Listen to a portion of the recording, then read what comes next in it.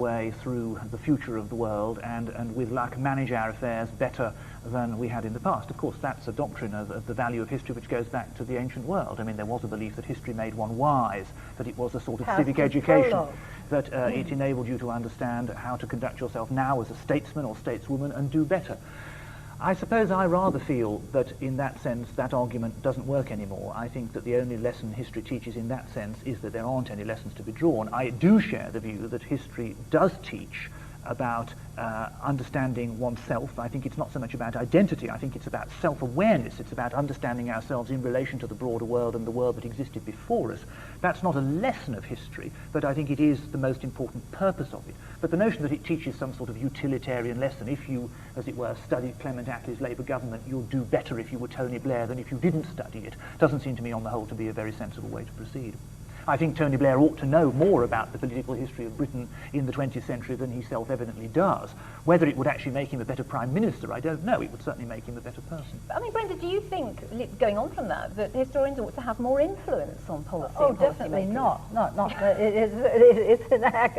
Economists, yes, perhaps science policy, but historians, if anything, it's a distance discipline. It's not advice giving. It's not like giving advice to the Treasury, telling them the market tends to behave this way or that way. But I think there are lessons of history, and we get them wrong. I mean, Munich was supposed to be the big lesson. Don't do that again. But we did learn from the First World War. Actually say, oh, this is the war to end all war. Well, what do you know? I don't think we did learn from that. Wasn't. No. It wasn't. But I certainly have learned from what is called 9/11, I really should call 11/9, is that violence, evil, is never going to go away, and it will always be there to surprise you. And if people are willing to pay with their own lives, they can take a lot of people with them.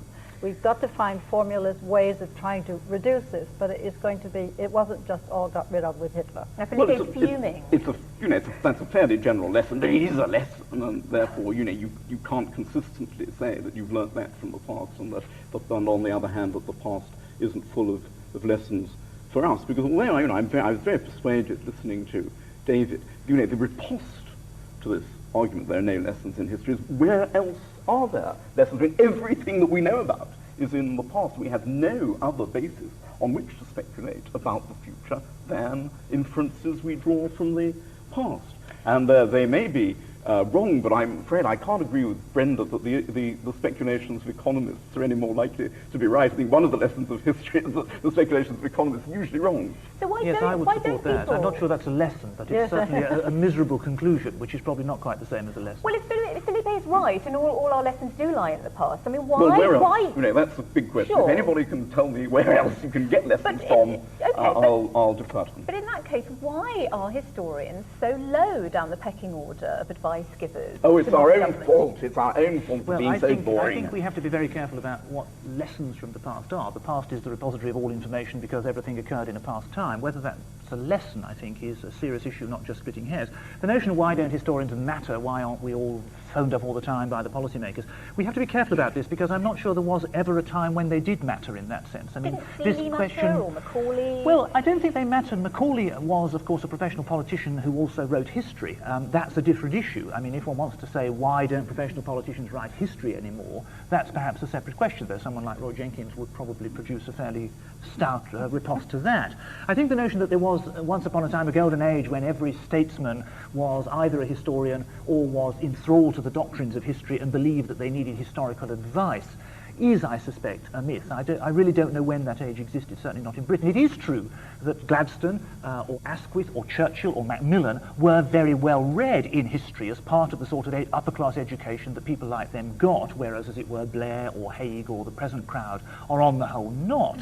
But that's not quite the same issue as why historians aren't influential, and were they once more influential before. Well, I suppose what I have in mind, I mean, perhaps not looking at the past, but looking at the present, books like Fukuyama's book on the end of history, or books like Huntington's Clash of Civilization, these are books which have had an influence, I think. They're not by historians.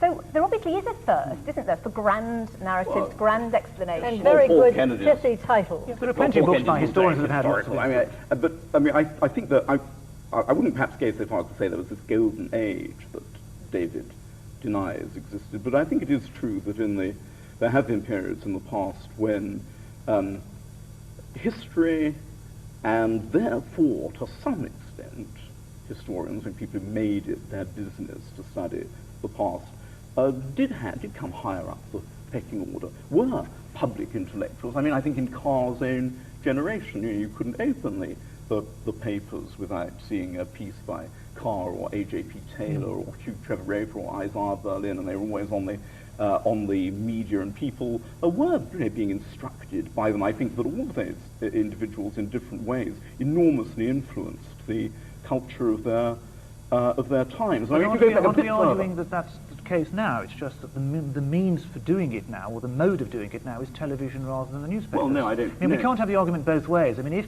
if history is now more popular, more fashionable than it's ever been, and everybody, as it were, has heard of David Starkey and Simon Sharma, it's not quite right then to say, well, there's no successor to A.J.P. Taylor, because there clearly is. Well, tell me, is the future of history in entertainment and TV, or is it in serious influential analysis? It's both, and there is no, I think having a wedge between these two is you might mischief say that making about and provocation. about classical music. I mean, the proms are going to be on BBC Four. I mean, is this the future of the prom? No, there is music. I mean, it's all levels. I think it's marvelous that it should be accessible and interesting. Well, I mean, I hope the future of television on TV is to improve. But, you know, I go back to an experience I had a few months ago when I went to the Library of Congress and visited the members' room, which was actually, originally the room where members of Congress did their reading. Of course, they don't do that anymore because they're all, semi-literate, and they just have parties in this room nowadays. But that room is dominated by two paintings. They're the only paintings in the room. They're at either end over these magnificent fireplaces. And this is an environment decor designed for the instruction of legislators. And one of those paintings represents law, and the other one represents history.